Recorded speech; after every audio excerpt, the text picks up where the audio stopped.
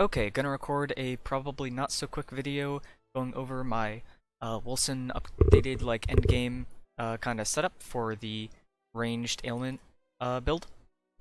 It's an attack-based build, it's flat HP, and I leveled mostly with a bow and things like that. But now I've swapped over to using a pistol and a catalyst, so when you start out, you're probably gonna hit a wall around like expedition level 150 or so, and that's probably going to be a defensive wall. Like you're going to need to get more health and defensive stuff on the tree and stuff like that to kind of push past it. But then going up to 187s, and especially if you're going to try and do 187s without using the mark percentage HP explosions and stuff, that you definitely then need to maintain that defensive layer while then just like scaling your damage a lot higher. And so the damage scaling on a bow kind of does plateau at a certain level. And I think Pistol and Catalyst is currently kind of just better, so that's what I've swapped over to using. And so, first let's go over the skills. So, the main thing to know is that we want to apply as many ailments as possible. That's one way to scale our damage. We want one spell, so that's going to be Aether Jump for mobility. There's a couple other spell options you could do, I think. And there's a couple other things that this build could probably change still if you got a couple of uniques. Mainly the freeze chance chest, I think, would be the most useful one. And obviously the trial, which I don't have. You can see here, I just have the unique catalyst that I'll get to eventually. So our main like damaging skill is going to be Wailing Arrows, where you're converting to fire for burn, and then it also just gives us some damage. You can see without this I'm doing poison and bleed, but with it I'm doing burn.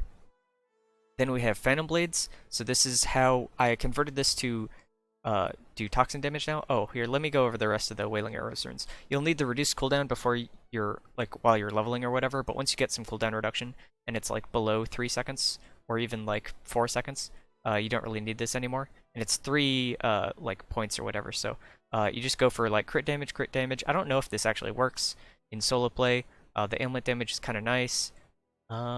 There's like not many good runes to get in here. You kind of don't want the rage cost, and then this could also be good, but it like works weirdly, like it reduces your damage a lot. So I don't think that's actually good for single target. And the area is nice too, so you don't really need like this rune and probably one of these other runes, but reduce cooldown, convert, and then just basically crit and crit damage stuff is good there. Okay, so then Phantom Blades, where is that?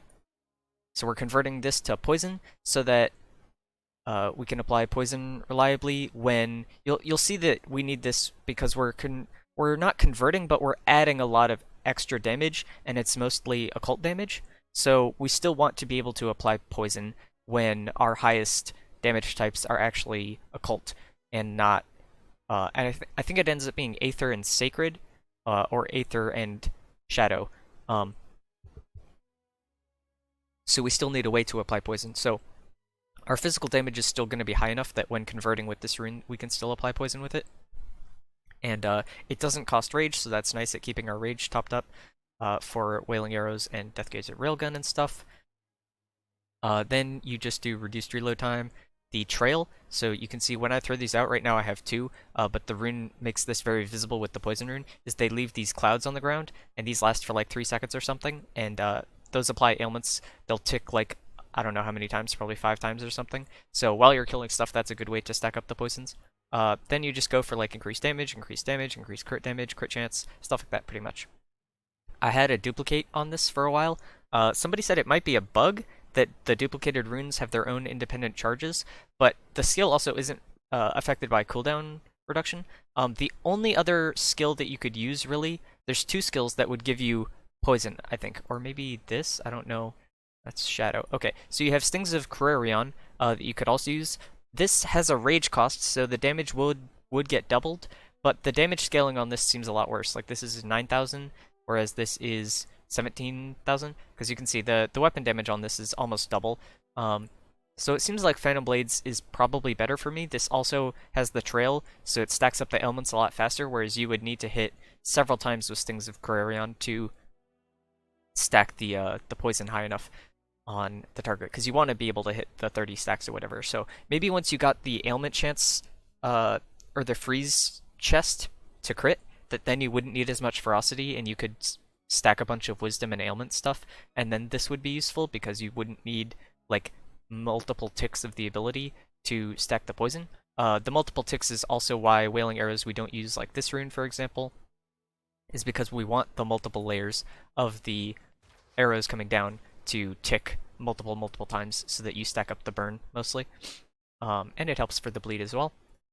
The only other skill that you could use really to stack poison would be Plague Burst, but we're an attack-based build, not a spell-based build, so the damage on this is going to be much lower compared to Phantom Blades. So those are kind of your main options for stacking poison. I'll talk about Mark of Impurity now. So if you have the Trial Belt, you don't need this on your bar. This rune currently doesn't work, it doesn't do anything. The baseline skill without these two runes buffs your damage dealt to the target by 20%. So it's kind of like Curse, the Curse effect. Currently, the Curse effect I think is broken or bugged or whatever. It's not working as it's supposed to. So if you go into like your character sheet or whatever, it'll say Curse like increases damage by like 34% or 39% or something.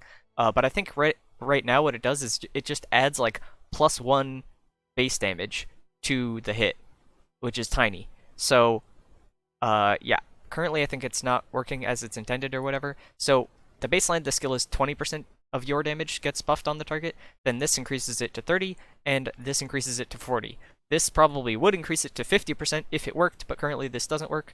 The only other kind of good runes on here are the Curse, if it was working, or this crit damage. This is 10% crit damage, so it's pretty minor, but it's like the only other good thing to pick, and you only have one slot left. Then you have the Spread. The Spread is really good. It spreads off of the explosion. And then this, I don't know exactly how much percentage HP this is. I think it's like 10, 15, 20%, something like that.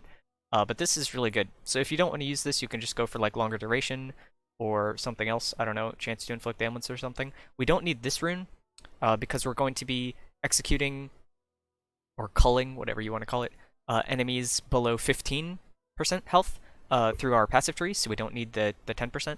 Although this would be pretty good if you didn't have that yet and you didn't want to get like the ailment chance or something. So that's how Mark of Impurity is set up. Then we have Dusk Shroud. So this has a couple of important runes. First of all, you don't want the reduced rage cost and you don't want the invisibility duration. I went over this in my first video, but if you have this, if you have the cooldown lower than the duration, when you activate it on cooldown, it bugs out and it doesn't give you the buffs from it correctly and things like that. We want the rage cost high because we need to be able to fuel willpower for Aether Jump. So this is what I used before I had the Catalyst and Aether Jump and stuff. And this is nice because using it refills 2 stamina points for dodge rolling. So this way, when you have your stance that you want to keep, you can just press this on cooldown, double roll every time, and then wait, and then double roll, and then walk around that way. So that's pretty nice. The Inflicts Curse is nice. This is a way to stack Curse, because I think it procs multiple times over the duration while they're standing in the clouds. So putting this on top of like a boss that you're fighting, or when you're like face tanking it, is pretty good at stacking Curse. That's mostly just to have the ailment stacks on it for like Immortal Offering, not really for, because I think Curse is broken right now. This you probably don't need. It's just a nice quality of life thing. You can technically remove this, and then you can also take the ailments applied to your force shield before your health bar passive node if you really need to have your force shield damaged more than you do. But I don't think this is necessary, so you can keep this. I think there's also a rune on Aether Jump that does this. I'm not sure. But anyway, this is just nice against bosses or whatever. The reduced cooldown is pretty important. I'll talk about that in a second. The Breaks Crowd Control, you don't need this rune either. Aether Jump has a rune that also does this, and we're more so using Aether Jump now. But this is also nice, and you don't really have anything else that you really want, because most of this stuff either doesn't work, doesn't do anything, or does stuff that you actively don't want it to do. So this is just nice. This is also just kind of a quality of life thing. Again, there's like not many other runes to take on this ability. Okay, this is like the most important rune on the ability. The increases shadow damage after dropping a cloud. What this does is it looks at all your average damage that you have on your character sheet. It doesn't matter what types it is. It just looks at like the total damage number that you'll do on a hit, and it adds, I think, 20% as shadow damage of that number.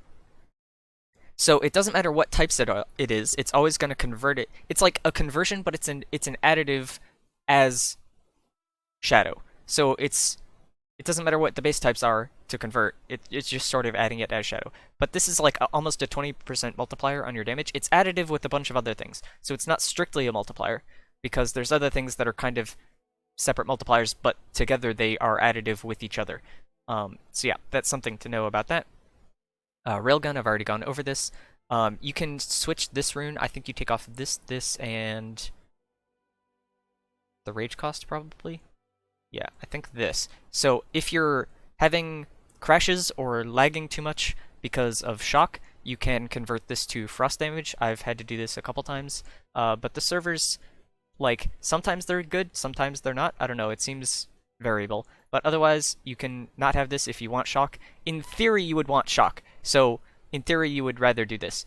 The reduced rage cost is nice, and then there's like not much else to take because we don't really need some of this, like stamina stuff, or a lot of it is like requires charging, which we don't want to do. So we just do this. It applies in like a giant rectangle, roughly, and you just fire this like this, and it's mostly to apply the shock, as I already mentioned, and stasis to all the targets in the area, although we're going to be doing stasis with a bunch of other abilities, so this is important early on, but it's not as important later, but it's still 100% stasis chance, so it's still pretty nice. And then the rest is just like crit damage, weapon cost. The rage is obviously pretty important, and crit damage on people that are slowed in stasis and stuff. Okay, then we have Aether Jump. So, this doubles the willpower cost every time you cast it consecutively, like back to back or whatever, while you have the buff thing. And so we don't have that much willpower. Like, we're converting our willpower into rage. So this is actually not as useful as just taking a bunch of reduced willpower cost and reduced cooldown. I think those are the only nodes for that. Yeah. So then after that, we want deals damage and chance of inflicting stasis. This is nice. Let's see. This increases this. I think we actually don't want this because now the stasis lasts longer. So I think we might actually want attack speed or movement speed. Sure, let's go with that. You don't really need the range because even if I take this off, we can see that the range is still pretty long without any of the runes. I just take one of the runes because it's nice. I guess this is only 1 point though. You could do this maybe too if you wanted. But the range on this is pretty long already, so you don't really need both runes. I don't know how much the attack speed is, but that could be nice too. So you could play around with these depending on what you want. You could get more willpower if you want. I don't really think you need these to sustain it, because you're going to be basically spamming Dusk Shroud and Aether Jump back to back like this. Almost fuels the Aether Jumps as much as you need, and if you just start out with a little bit of a buffer from like a Wailing Arrows or something, you can see you can keep this up for a pretty long time, jumping around pretty much on cooldown, and being able to sustain the willpower for it. So, yeah, you don't really need these. So you could go for more range if you wanted to. I don't know. It's kind of pretty preference, I would say. Or you can go like this and then get something else. I don't know. You can play around with stuff. So yeah. The reduced coolness is pretty important. Reduced willpower cost, and then we have removes crowd control. So I guess this one doesn't have a removes ailments, so that you would get from Dusk Shroud unless you were using it to lower your force shield. So I think that's all the abilities. Okay. Let's talk about the passive tree. So, first off, you want to just go in here, grab crit and crit damage stuff, and then going through this node is better than all the other nodes here, because this is 599. You can see 9% attack speed. All the rest are 559 around here, even though they're all the same node, all called Strike Like Lightning. This one's just better, so that's kind of neat. You go in here for plus ailment stacks and plus the Immortal Offering, which is it's additive with the shadow damage from Dusk Shroud, I believe, and from our Catalyst and rings and other stuff that we'll be getting. But it is a huge chunk of damage. So it's 25 times 7, which is, if I can do math in the calculator real quick, 175% extra damage. And so this is, it's like a multiplier, but like I said, it's additive with some of the other stuff, so it's not strictly a multiplier. But this is a huge source of extra damage when you're doing a rift and stuff. You don't need most of these ailment stuffs, because we can get it on items, so you don't need the Power of the First Men and the Insidious Decay. We're looking for that primarily on Belt and Amulet. This I think is still possibly broken, but if it gets fixed and starts working, or if it is already working, this is a pretty big damage buff because we stack a lot of crit chance and crit hit damage. This is also really, really big. Then we're going in here. We're using a one-hander, so getting the 10% block chance is pretty nice, and going for Child of Fury and Frenzied Blows. Frenzied Blows is strictly a multiplier. It's not additive with any of the other stuff that is sort of a multiplier. It's like a semi-multiplier or an additive multiplier. I don't know what to call that, the correct term or whatever, but Frenzy Blows is strictly a multiplier. It's separate from everything else. This is really good. It works on Wailing Arrows and Railgun, and yeah, it's good. So yeah, you want to use this. Then going up in here, we're grabbing the Time Weaver stuff. We're going to be doing a pretty big chunk of Aether damage, so I've seen some people go around and then around the outside and like waste a point, or some people go for Force Shield stuff. We want our Force Shield to be small so that it gets broken easily. We want it to be below 50%, so we don't want to buff our Force Shield as much as possible. So going for Aether damage here is pretty good. Time Weaver and Deferential Wounds. So these are additive with your crit damage, I believe is how this works. So when you do a hit that crits, the hit damage after the delay it's still going to be buffed, but it's additive with all your other crit damage, I think, is how this works. I'm not exactly sure. It might be 100%, or it might be 100, or it might be just 20% additive, or it might be 120% additive. I'm not 100% sure, but based on what some other people have told me and tested, mostly North War in the in Woody Joe's Discord, that is how this works, and that's why it's not working on crits, is that it's additive with crit damage. Then we get +5 ailment stacks. We get Dire Juncture. This node isn't super required. You could cut this if you wanted to, but it's effective HP and it's pretty nice. But this is mostly to prevent one-shots, so you take some of the damage, and then there's a 1-second delay, but you can get your leech to apply on a 0.9 or 0.8 second timer, so that you take the damage, you heal all the way up before the second damage comes in. So it reduces the chance of one-shots by a lot. And you're coming here anyway, and like I said, you'd rather not path through Force Shield stuff, so increasing your defense for like 1 or 2 points is pretty nice. Okay, we don't need all of this stuff because it's like additive anymore. I kind of cut that. We don't need Leech because we're going to get it at least from Weapon, ideally, but you can also get it elsewhere. I think I have it on a ring right now, so we don't need the Global Life Leech stuff. And 2%, like I've seen people use points here. I think that's kind of a waste. Going in here for Arms Master, getting some just damage there, but here block efficiency, and mostly going up here for the block chance. Some of these are just like tiny bits of additive damage, so that's not really important. We are going to be getting block chance. Right now, I think this is two-handed weapons only also, so this doesn't work currently, I think. Or maybe they fixed it, or they will fix it. I don't know. Whatever. Same with this one over here. Both Poised Barrier and High Evasion are with two-handed weapons only. But Virtuous Stance and the Ingenious Stance, so this is a 10 or 15% chance to double your basic attack damage. That's equivalent to a 100% chance to do 15% more damage, or 10%. So the way to think of this is it's basically a 1.1 or a 1.15 times multiplier on your damage. So you lose 25% of your all resist, but when you have like 200+% all resist already, you're reducing it from like 225 down to 200. So it's not that much of a decrease. So the downside on this is pretty minor. Like I said, you can maintain the stance that you want via the dodge roll stuff from Dusk Shroud before you're using Aether Jump if you want to use a bow or something. We go in here, we're getting an extra projectile. This only affects Phantom Blades, but it does double the damage of Phantom Blades, but it's also just the crit damage. So the projectile crit damage affects Phantom Blades, Wailing Arrows, and Railgun, which are our main damage abilities, basically. So aside from ailments, this is still pretty nice, and it's just like 2 points. So you could cut these if you wanted to. You don't really need them early on. I'll skip that for now. Going into here, so we're doing this side pathing, even though it's spell damage versus attack damage. This is all additive, so it doesn't matter, but this way we save 1 point. We're going up here for Beacon for the Lost and then Hallowed Insight. So this we gain 25, or with the other node, 35% attack damage as sacred. So it works the same way as the Dusk Shroud rune when our Force Shield is below 50%. So what this means is we want to take a certain amount of damage, a lot, and very frequently, to maintain this below 50% as high uptime as possible. It's adding it as sacred damage, so through this we could get weakness. Um, if it's our second highest damage source, I'm not sure if it will be. And depending on, because all of our other abilities are either converting, I think. Yeah. So I think we won't actually get weakness from this.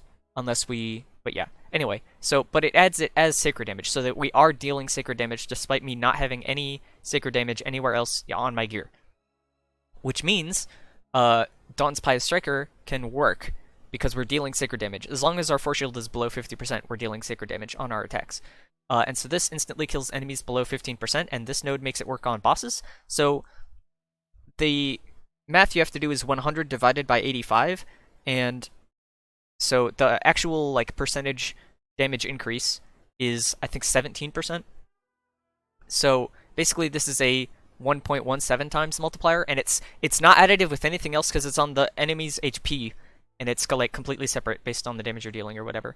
So yeah, this is a pretty huge node. It's like a strictly 17% multiplier, and this is also a 35% additive multiplier thing with all the other stuff like this, like residual energy. So this, there's also a catalyst, and you can roll this on rings, and it's attacks gain plus some percent damage from last spell cast.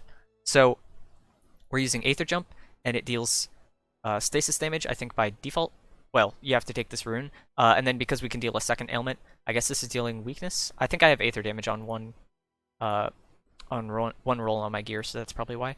I don't know what the second ailment would be if you didn't have that, but anyway. So this works the same as Beacon for the Lost. So this adds whatever type is the main type of the ability. So this is Aether damage, because you can see the first like ailment is stasis. Yeah, it deals Aether damage. So this is adding, all of those add Aether damage, and it works the same as Duskguard and the same as Beacon for the Lost. So this is actually going to be very, very high. So it means right now all of our abilities are doing. Right now, this is Shotgun Stasis, but that's because I have the runes there. But if I got this high enough, it would be Stasis, and then whatever it would be Aether, which would give us Stasis, despite the rune. And then the second, it could replace Shock if I had Sacred Damage be my next highest after that. So this could be Stasis and Weakness if my physical damage wasn't high enough. So you have to be careful with some of your rolls on gear. You can see I'm using a Toxic Gem in my weapon now. Sometimes you have to do a physical gem, stuff like that. So you have to manage your rolls on gear a little bit to work out the math that each ability still does the ailments that you want, because you want shock from this, because this is your only place to get shock. Wailing Arrows would be, it shifts from burn and bleed to burn and stasis. Aether Jump I think is always stasis and weakness, and then Phantom Blades switches from poison bleed to poison stasis. So what this means is that eventually, right now, I'm having mark on my bar because I don't have the trial belt. But once I get the trial, I can replace this with Havoc Orb, and this rune converts to Rend damage. So you can see right now, when I go through this, this is Poison Stasis, this is Stasis Weakness, this is Burn Stasis, and this is Shock Stasis. So we'd be missing Bleed currently with this. So that's kind of unfortunate. Maybe you could use Havoc Orb instead of Phantom Blades, because the burn DPS ailment is actually higher than poison. So maybe that's a better switch to do, but then you're consuming more rage. I don't know. That gets complicated. I haven't done that switch yet. I've just been sticking with Phantom Blades. And I don't know what runes you would take on this exactly. These are just some runes I had already, but yeah, this is literally the only ability that you have access to that converts to Rend. So this is the only way that you could get Bleed while having all that other stuff. But the other stuff is so necessary to scale your damage so much higher that it's kind of required to do that. So I think unfortunately your ability choices are pretty locked in because you need those additive multipliers with stuff. We path through here because it's more efficient pathing, and the plus 200 max willpower and rage is just nice. Did I already go through here? This gives us weakness on block, so you just cut across here or whatever. We don't need the dodge goes through enemies anymore because we have Aether Jump. This is 20% health regen rate, so by default your health regen is 1 second, which is the same time as you would take the second hit. So you need some sort of health regeneration rate. There's also this node here on the tree to reduce that down to 0.9. I think you need like 8% or 9%. You can also get it on gear. I think Bruiser pants have it as an implicit roll, or you can just roll it as an affix. The affixes you wouldn't want though, you would rather use bruiser pants. So the way we have force shield for this is that I'm currently using rogue pants, and like I already mentioned, we're trying to increase our force shield as least as possible through the tree, so that our force shield is as small as possible, so that as many hits as possible reduce it below 50%. And we're using rogue pants rather than like a force shield gem, mostly because they give 10% movement speed, which is nice. I guess because we're aether jumping, we don't really need that, so maybe it's not as optimal. I've considered, I'll talk about this in a second, but like right now we're going for disallowing vessel. I switched over to this pretty recently because our teleporting, the reduced movement speed isn't really a penalty, which is why we path through here for like material damage and crit chance instead of through here for movement speed and attack speed. Partially because attack speed doesn't really scale very well and stuff, but also we don't really need movement speed if we're teleporting. So the reduced movement speed on this isn't bad. The damage from here is additive, so it's 60% damage. It's additive damage. It's nice, but it's not huge or anything.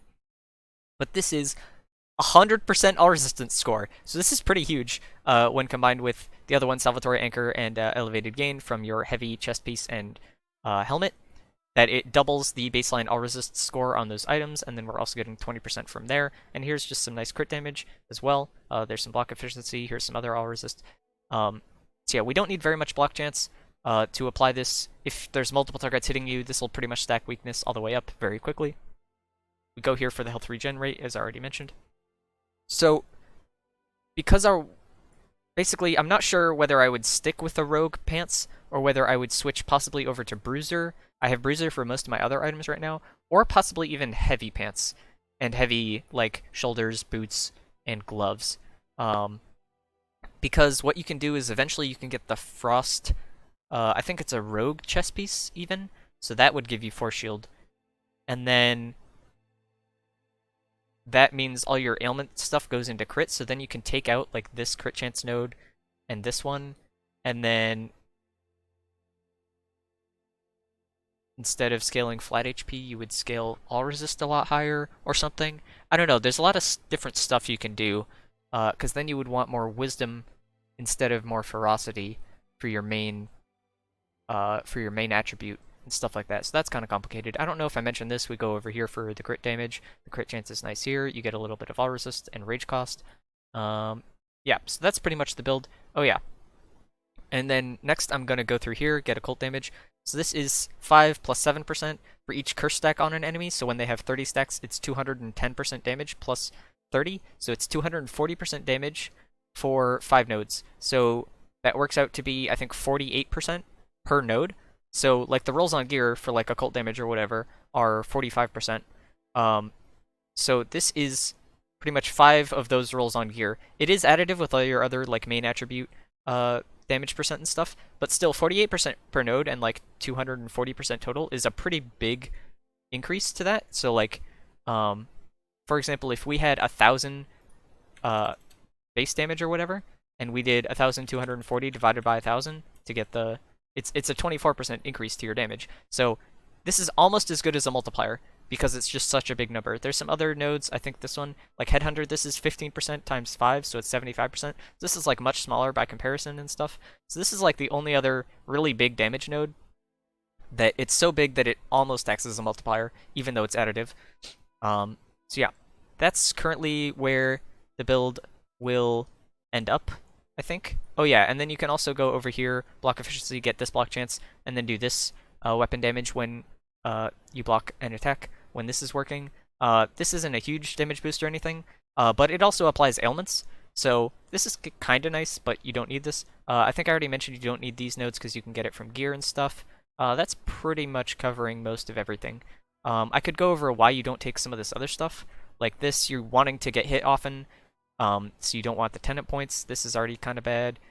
This is just additive damage, so that doesn't really help you. There's a lot of like other stuff that basically, if I don't take the point, it's probably because it's additive damage, or it's unimportant because we already get that from gear or something else, or like something around those lines. So that's basically why the tree is the way it is. And so yeah, there's a couple points that you could play with. Like you don't really need this block. I don't know what else you would go for really though.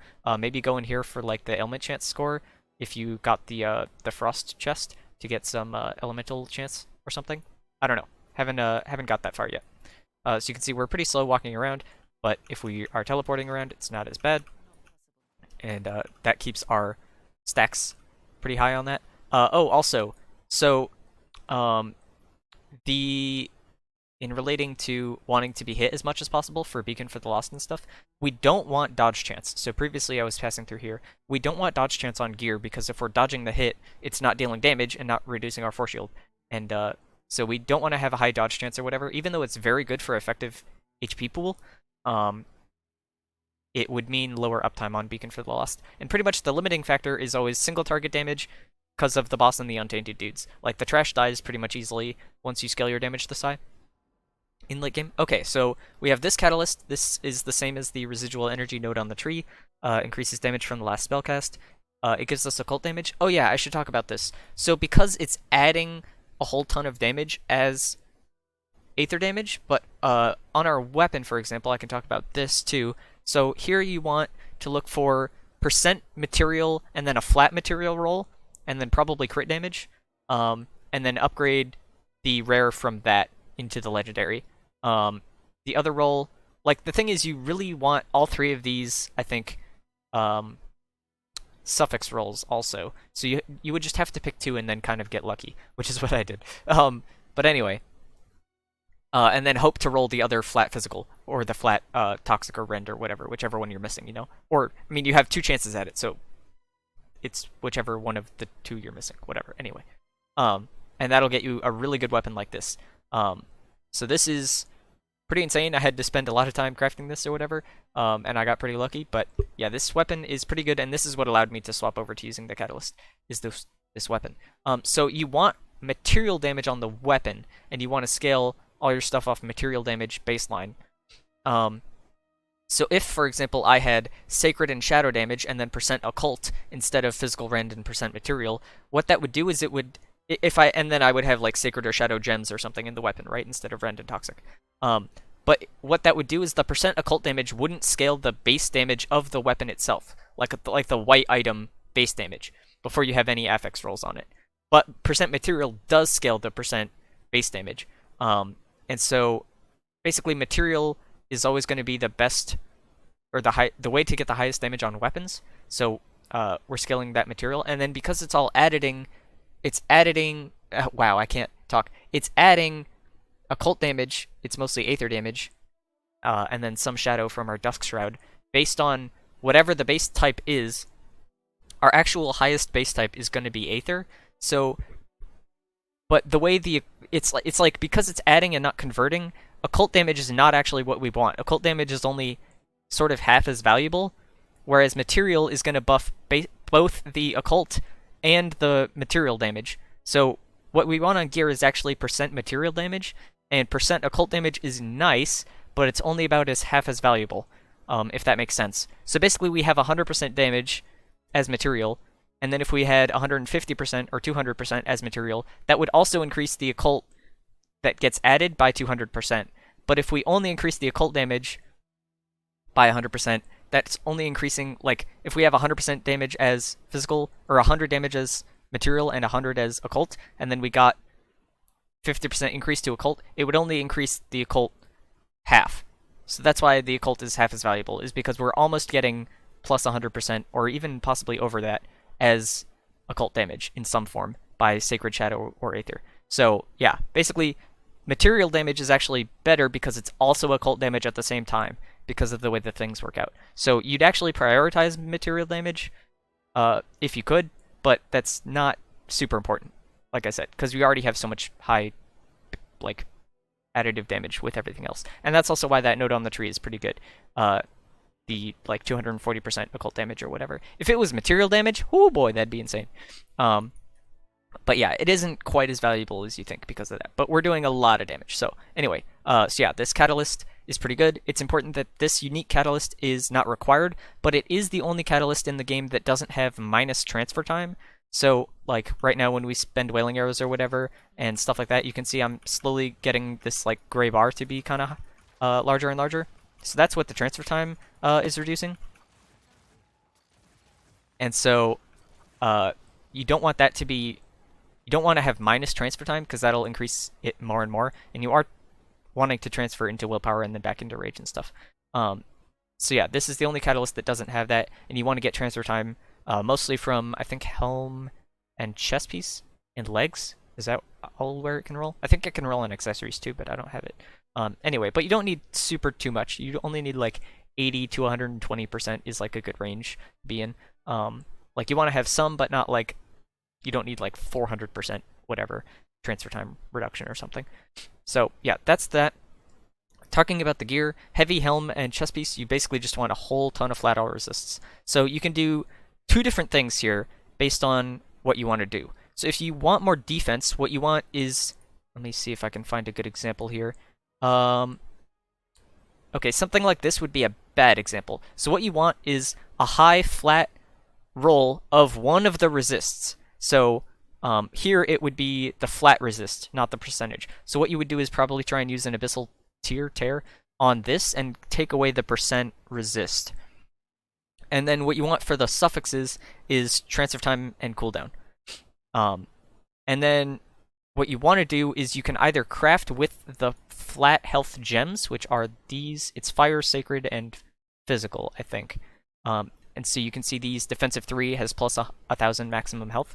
And then what you can do is you can craft that with the Arabian tiers, and that will craft percent, or no, it will craft flat health up to 1,000 as a prefix. So in that way you can get a flat health, flat resist, and percent resist as your 3 prefixes. But you have to do it when it's a rare before you upgrade to legendary. I mean, I guess you could do it when it's a legendary if you abyssal tiered off a prefix, but like that's risky at that point because then you're possibly bricking like an item that has good high resists or whatever. So I think it's easier to do this this way. So that's if you want a more defensive helmet. If you want an offensive helmet, you probably want percent material damage instead of percent damage like I have. And then, like I said, you want the suffixes. You're basically looking for rares that have transfer time and cooldown as their 2 suffixes. And then you don't want to touch those. You want to keep those because those are really good. And then the suffix, or the other suffix can be just any main stat is pretty good. Agility is probably the least useful, but wisdom, ferocity, and toughness are all pretty good. And they're all kind of interchangeable because you want like at least a baseline value in each of them. I think around 100k HP is good. If you swapped over to using heavy items instead of bruiser, you would have a lot higher resists, and then you could have lower HP. So I've seen some people that do that, and then they're around like 50 or 60k HP. So I think you want around 500k effective HP. I had to think about that for a second of how I wanted to word that. But so what you would do is you would go into your details thing here. Where is it? Resists. Like you can see here I have like 83%. So I forget how to do the math, but 80% makes it easier. Okay, 80% means I only take 20% of the damage, so to deal 100% of my health bar, they need to attack me 5 times as often, right? So if I have 100,000 HP and I have 80% resists damage reduction, then I effectively have 500,000 effective HP, okay? Does that make sense? I'm ignoring the block chance and the block efficiency, but that technically matters, but it doesn't matter too much. And because we don't want dodge, this is like, most of our effective HP comes from resists and health. And that's it. So yeah, you could go lower resists and higher toughness, or you could go higher resists and lower toughness. So depending on whether you have like bruiser items and you're focusing on health, or heavy items and you're focusing on resists, or some medium combination of the two, like you can work it out as long as you're probably above 500,000 effective HP, I think. And that's sort of like a good ballpark to be for like 187s to prevent you getting one shot most of the time. You might want to go a little bit higher than that if you really like never want to get one shot, but I think that's a good benchmark for like how defensive a character needs to be to do 187s. So yeah, you're looking for almost the same thing on chest as you are on helm. These two are pretty sick. Here again, occult damage would ideally be percent material damage, but you're just taking whatever prefixes you have and then upgrading to legendary and hoping to get something good. So yeah, these two items are pretty good. As long as you find stuff that has sort of like this other one, good flat rolls, something like this, and then if you annul off or just find it with good suffixes, this would be a good like piece to craft off of to then upgrade. In theory, for weapon, I'll talk about this, I guess, because I already talked about these before I forget. You want to look for percent material and then the one flat. Do I have swords with it? Yeah, okay, so this is like a perfect example. This is like a good crafting base for something to look for. And then you could try and craft on the crit damage stuff with like an Alexandrite or Life Leech. I don't know if Life Leech has a gem associated to it. And I think the crit chance stuff is broken on weapons right now with Alexandrites, so I'm not sure how reliable the crafting on that would be. Or like this. This is also like another pretty good example. And so, yeah, this is like the stuff you want to look for in crafting bases is like 3 or 4 pretty good stats, and then ideally probably get it up to 4 stats using the baseline mats, because the legendary mats are a lot more limited. And then hope for the best when you upgrade it to a legendary. Okay. Shoulders, you're basically looking for flat health, percent health, and flat all resist for defensive stuff. And then for suffixes, there's not a lot of good stuff. The flat... Oh yeah, the main stats are pretty good as suffixes. Okay, so like for example on the chest piece you have like 39% occult damage. If for example we have like here I have 73 ferocity, I think this goes up to 85. So if I had just 80 ferocity, that's my main stat, so I'm getting half of the value of it as percent added damage. So it's giving me 40% damage. Like this roll is 24% damage, but this gives me 40, but I also get 80 crit score before, and that's flat crit score. So main stats are really good because they give you percent damage and a score value, and they're a suffix. Whereas the percent damage stuff is a prefix, and it doesn't give you any score, and the values are lower anyway. So the prefixes aren't that important for like percent damage stuff, whereas main stats suffixes are very good. So yeah, before you have Aether Jump, you don't really need the Rage and Willpower cost. It's just kind of nice for Aether Jump to be able to like sustain it a little bit more, I guess. But it also means you're doing less Rage, so you're converting less into Willpower. So maybe this isn't even good? I don't know. Anyway, but the point is this is what I have. You're basically looking for it to be a defensive item. You want the prefixes to be good. The suffixes don't matter too much. Same with the other shoulder. Prefixes good. Suffixes, they don't matter too much. Don't worry about them. I think there's... What are some other suffixes you can get here? I think you can get attack speed percent score and attack speed flat score. Those are also, like, decent, but I don't know. You don't really care about the suffixes on these items. Gloves, they're almost the same thing as shoulders, I think. Is there any difference in gloves? I'm trying to think. I don't think there is. I think you want all the same stuff. And I think all the same rolls are shared between them. Like I said, if you're going for heavy items instead of bruiser, instead of going percent and flat health, you would go percent and health all resist. And then you would look for flat health instead of flat all resist. So it would just be, like, just switch all resist and health on this item, and that's what you would be looking for, right? So yeah, same stuff here. Main stat suffix is good. I don't think the other suffixes matter too much. Same over here. Pretty much same as the other shoulder. I already talked about the chest. Again, you want cooldown transfer time, and then you can either upgrade and try and slam the flat health as a prefix if you only get one of the all resists prefixes, or you can keep both of them and then just go for like percent damage or something. Okay, belt, you want the crit chance score belt, I think most, and then you just want flat damage, crit damage, +2 ailment stacks. I would just look for these as a Untainted drop thing. Even a rare is fine. But you don't want to use Genesis stones on these, I think. I think you want to save it for rings, because the steel rings are pretty limited compared to the belt. The belt base type doesn't matter too much. But this is why we don't need those ailment nodes on the trees, because we're getting plus ailment stacks here. And that's where my Aether damage for spells is coming from, I see as now. And yeah, that's pretty much what you want on belt. On neck, you want almost the same stuff as belt. You want flat damage, crit damage, ailment stacks. That's like the 4 stats you want on the rare. Omnistar Amulet is the best because it gives all attributes, whereas the single attribute ones only go up to 25.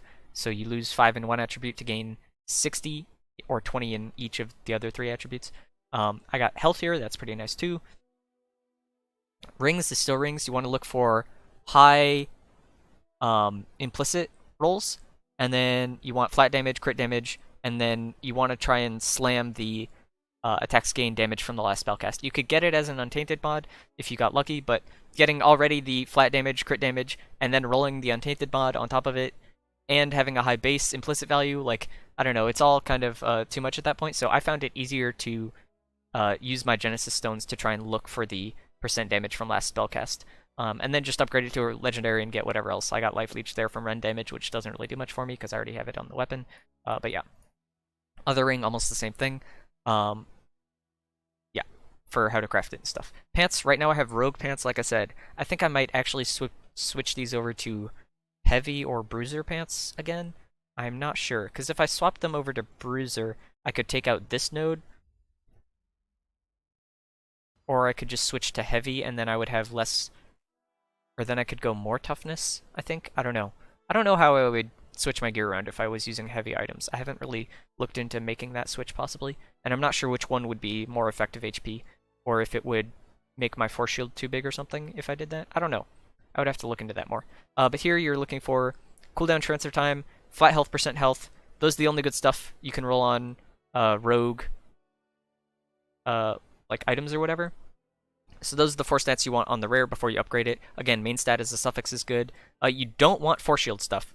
So the force shield stuff is a prefix. You don't care about that. You don't want dodge chance, so you don't need to worry about dodge chance. I think those are the only like stuff that can even roll on this.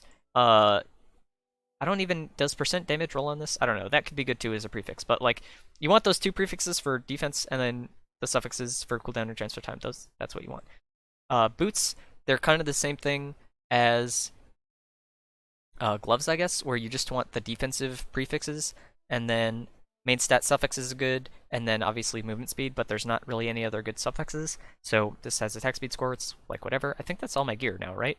Okay, so for my attributes, you just want wisdom enough to like a baseline value that you have these like around 20 or 25% or something. I think you could go as low as 16% and be fine, but depending on what rolls you have on gear or something, like I have wisdom on my helmet, I think. You don't really need to invest in this too much. Agility, you don't want to invest anything in really ever.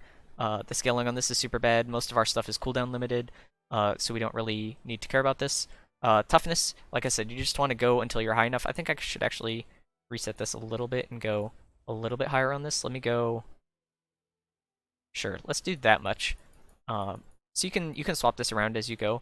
And then ferocity is the other thing for at least bruiser items, and part of that is because each of these bruiser items, like this gives 20 ferocity, these each, or gloves and shoulders also each can give 20 plus the 20 from the amulet, and then you also have all the rolls on gear. So you're getting, what is that, 1, 2, 3, 4, 5, that's 100, 120 of whatever, I guess this is all, okay, so you're getting 100 of ferocity from your base items, so that'll just bump it a little bit higher to being, it's basically you're getting a free 50% damage roll by it being your primary attribute. I think if you had heavy items, you would want to invest more into toughness, and so I think heavy items you would only do if you had the chest piece, the frost damage into crit chance thing, because then you wouldn't need ferocity for crit chance, because you want to, like, crit damage and crit chance are a pretty good way to scale your damage, so that way then you could go like half toughness, half wisdom or something, because I think the heavy base type is also, or the implicits are toughness instead of ferocity. I don't know. I don't know how, I haven't looked into that, but that's how you want health regeneration rate to be 0.9, as I already mentioned. Let me see, is there anything else important in stats that I talked about? You need at least some form of life leech. You want resists to be pretty high. If I had heavy items, these could probably be like 25 or 30k almost even. So you could scale these pretty high. I've heard that there's possibly a cap on these at like 90% damage reduction. I am not sure about that yet. I can't confirm that. You can see most of our dots are doing like 80 or 8,000 at maximum stacks per tick, and then they all have their different tick rate or whatever. Yeah, that's pretty much it, I think, as far as stats go. So that's how I have my stats currently. Okay, so going into the character sheet, actually, 1 second. This number, you can see, it's 28,000 right now. When I activate Dusk Shroud, it's going to add that damage right now this 5,000 through 8,000 or whatever number, the weapon damage as shadow. So you can see when I do this, it'll show up here in a second. That adds like a pretty big chunk of damage just as shadow. So we're going to be missing the sacred damage from my shield, but then watch what happens when I press Aether Jump. So I have residual energy from the tree, I have the catalyst, and I have these two rings. This is like 29 plus 13 is 30, 42 plus 56 plus 30. So I have 86 damage from the last spellcast. Is that right? That sounds right. So this is 20%.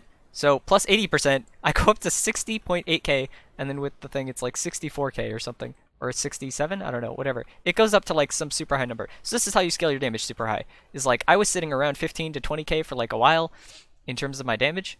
My average damage, and then you get some of these like catalysts and the rings items and stuff, and then you like literally double your damage in like 3 items. It's stupid. Okay, so this is how you scale your damage super high, and how I can do 187 so fast now.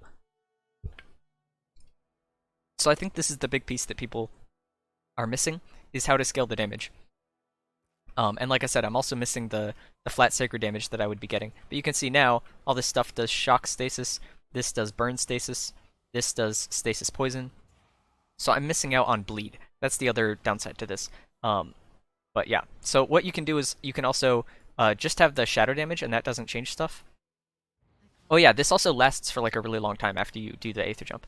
Like, hold on, I'll just wait a second. Let me just spend some of my rage. Okay, so I'm just going to press it. This lasts for like 10 seconds, this buff on how much damage you're getting from the rings and the catalyst and stuff. This buff lasts a long time, so you don't need to be Aether Jumping constantly. It's really like every like 5 or 10 seconds or something. Okay. So yeah, what you can do is you can engage stuff. You can throw down your spells first without having the Aether Jump, although you're going to engage the pack with Aether Jump, so never mind. But in theory, you could sometimes have the Aether Jump active and sometimes not, so that you can get the bleed on stuff. I don't know, it doesn't matter too much. Or if you had higher physical damage, I guess, or like, and then you could maintain shock, I could switch this over to a Ren gem, and then maybe I would still have bleed. I don't know. It's like you have to play this sort of math balancing game with your rolls on gear of like what ailments you're applying in on which skills, or just get the trial belt and then use Havoc Orb and apply it that way in your 5th slot. So yeah, that's pretty much how the build works. I'll do one quick run here, I guess, as using the Mark Explosions, and then I'll take the Mark Explosions off and I'll show that as an example. Let me see here. I think I don't care if they do ailments on me. Let's do weak enemies. Movement speed. So we'll do a quick demo here. So this run I'll use the Mark Explosions. My game has been a little bit laggier since a day or two ago. I'm not really sure the cause of that, but it's kind of annoying.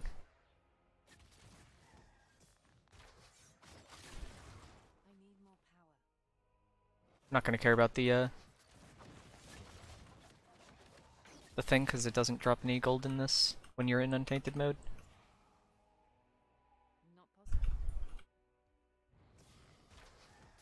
As you can see, you can pretty much explode stuff instantly.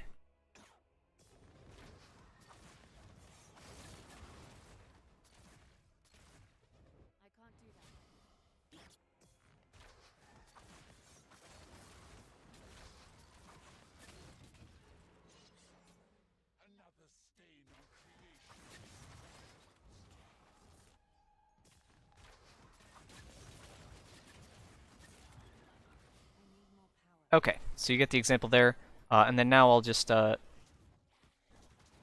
use the mark, and you can see how fast I kill stuff instead without it. Because it is still pretty fast, you definitely don't need it, but it does just speed things up a little bit, it's pretty nice. But you're scaling the base damage so high at this point that you can definitely kill stuff without the mark and the explosions. It's just a tiny bit slower.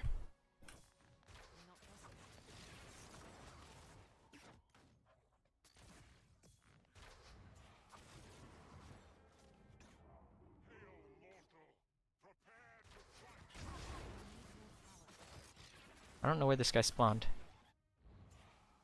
You over here? I heard an Untainted dude spawn, I think. Where'd he go?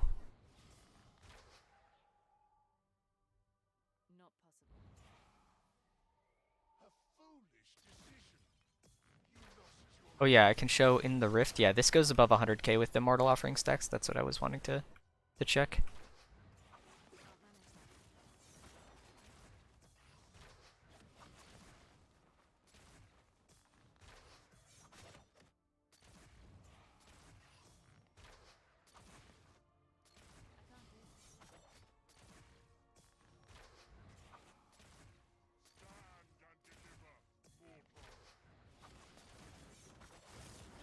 Two Untainted guys here. Really want to dodge the spear thing that guy does. It's the most annoying.